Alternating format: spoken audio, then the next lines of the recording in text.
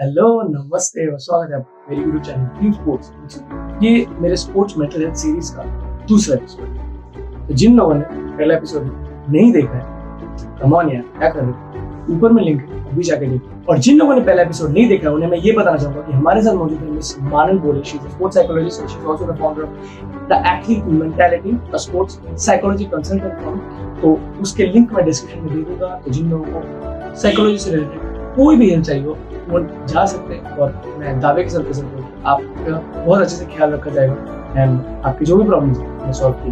क्या आप लोगों को पता है कि मेडिटेशन और माइंडफुलनेस अगर आप प्रैक्टिस करते हैं तो वो आपके कॉन्सेंट्रेशन को 2 गुना ज्यादा बढ़ाता है। जी हाँ, तो सोचिए अगर ये एक फैक्टर आप पे ऐड हो गया तो ये आपके गेम को किस लेवल पे ले जाता है। हम सब लोगों को पता है कि चाहे आप कोई भी गेम खेलो, क्रिकेट खेल रहे हो, फुटबॉल खेल रहे हो, badminton, table tennis, basketball, any game, हम सब लोगों को पता है कि कंसंट्रेशन एक कितना बड़ा रोल प्ले करता है हमारे गेम को एक अलग लेवल पे ले जाने। इसीलिए ये एपिसोड उस मेडिटेशन, उस माइंडफुलनेस को किस तरह से आप यूज कर सकते हो अपने गेम को, अंत तक देखिए। और उससे पहले लाइक, शेयर और सब्सक्राइब जरूर कर दीजिएगा। शुरू करते हैं एपिसोड बिना किसी देरी के। Enjoy the episode.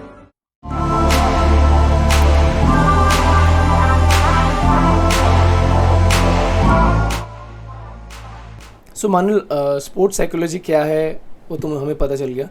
अब मैं आ जाता हूँ एक, सिंस साइकोलॉजिकल की बात हो रही है तो मैं आ जाता हूँ एक बहुत बड़ा एक इम्पॉर्टेंट एस्पेक्ट है of mental health is meditation. That's what I feel, and mindfulness. तो मेडिटेशन ये जो प्रोसेस है मैं बहुत सालों से फॉलो कर रहा हूँ एंड बहुत सारे पॉजिटिव्स मिले हैं मुझे इससे। तो मैं आपको ये पूछना चाहूँगा कि इन अ स्पोर्ट्स लाइफ और also in general, how much bigger role that does meditation play. Meditation कितना बड़ा रोल प्ले करता है एक प्लेयर के लाइफ में, एक इन जनरल लाइफ में, and specially how much important, कितना इम्पोर्टेंट है माइंडफुलनेस प्रैक्टिस करना किसी भी प्लेयर को, कोई भी जॉनर का स्पोर्ट्स खेल रहा हो, उसके बारे में थोड़ा बताया। सो फर्स्ट मैं स्टार्ट करूँगी मेडिटेशन के साथ, क्योंकि मेरा personal experience and relationship with meditation has also been बहुत लंबी जर्नी, बहुत लंबे टाइम से मैं कर रही हूँ। और सबसे पहला आई थिंक बिगेस्ट एडवांटेज यही है कि मुझे रिएक्शन और रिस्पॉन्स के बीच में डिफरेंस समझ आ रहा है, और वो पेशेंस और वो knowing when to pause before responding is become a daily habit, and it's just so much more peaceful. Everything एक कंट्रोल आ गया है, control आ गया है। Then apart from that, being completely in the present, आप जो भी एक्टिविटी कर रहे हो 100% उसमें हो, तो आप नॉट जस्ट द एक्टिविटी को जस्टिस दे रहे हो, आप you also yourself are being able to take up so much more from whatever you're doing or whoever you're with, whatever it is that you're doing. yes. So that's that. पर apart from that, अगर आप sports के लिए बात करें तो सबसे पहली बात है that mindfulness as a technique can also help you enjoy your sport more. सबसे पहली बात, because आप 100% अपने स्पोर्ट में हो, आप 100% मोमेंट में फोकस कर रहे हो। और that, like for example, if you're playing football, you're just playing football, there's nothing else in it. and that's what sport is about, no? For a lot of people, ज़्यादा से ज़्यादा athletes को आप पूछोगे तो वो वही बोलेंगे कि हम वही वर्ल्ड में खो जाते हैं, I can't see anything else, it's my escape. ऐसे exactly, especially on international level. Correct. So that becomes extremely important. फिर second होता है कि कोई भी स्पोर्ट में, especially when you're competing at a high level, your awareness and your ability to stay in the moment is what's going to make the difference. Yes. आप tennis खेल रहे हो, आपने फोरहैंड दिया and you weren't able to receive the next one, for instance. Yes. अगर आप सोच में बैठ गए कि ये क्या हो गया, अभी मैं अच्छा कैसे करूँगी, उस एक शॉट को बार-बार सोचते रहना, वो एक short moment of just having many distracting thoughts और रिएक्शंस रादर, करेक्ट, वो स्टॉप हो सकता है through mindfulness practices, that you are able to be completely in the present, and when you are able to be completely in the present moment is when most of your best performances happen, because you're completely there. You're there, your body is doing the work. आपने जितना time practice किया है physically वो तो आने ही वाला है naturally आप में, मोटर मूवमेंट। हाँ और उसके अलावा जो आपने मेंटल प्रिपरेशन किया है उससे यही हेल्प होगा कि आप कंप्लीटली इन द मोमेंट रह पाओगे।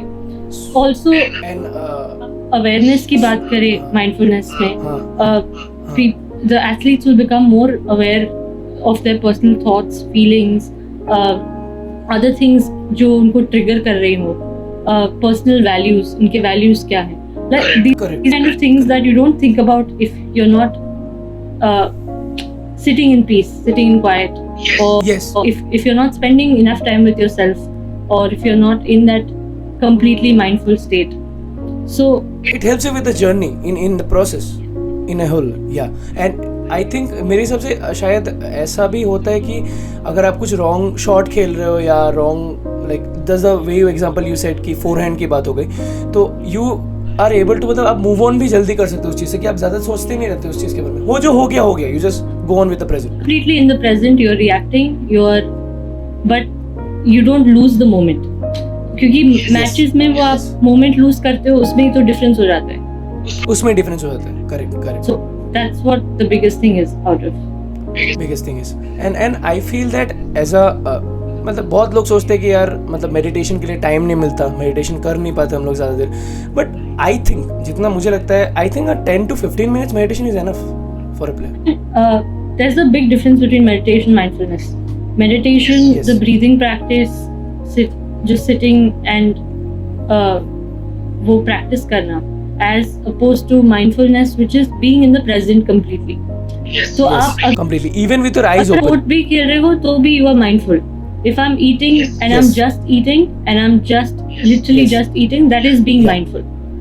तो आपका माइंड सिर्फ उस गेम में है और किसी जगह पे नहीं, बाहर का शोर पे नहीं है, क्योंकि आप जब एक बड़े लेवल पे खेल रहे हो तो क्राउड्स का रिएक्शन बहुत ज्यादा होता है। सारे there are so many external factors involved जब आप स्पोर्ट Yes. खेलते हो। बाहर का crowd, opponents, what people are saying, what you are thinking, what people are expecting of you, referee हो गया तो their decisions, like lots of different things going on. तो